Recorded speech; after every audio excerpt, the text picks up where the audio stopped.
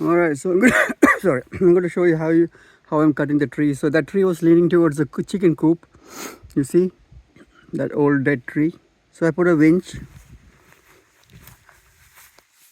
right there. You see, I put that winch. Once you connect the electric winch with the battery like this, you have a very good control on how the tree is going to fall. The winch has a remote. That's the remote control for the winch. And once you winch it, that's a 12-volt battery.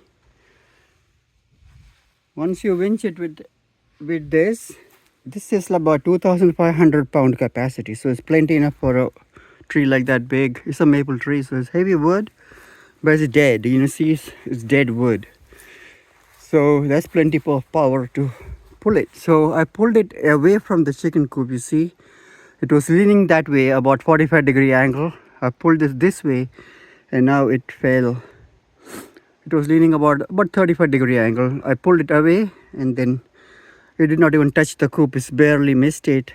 That is how you use a winch to winch things down. That's my saw.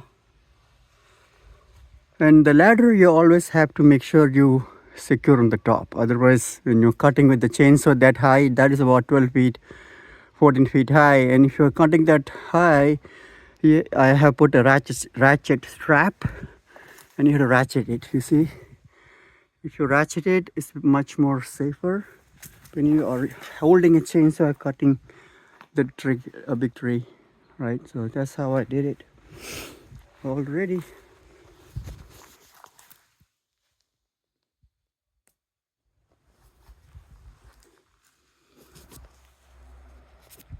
Always protection, gloves, helmet, because if it's a heavy wood, got to be careful.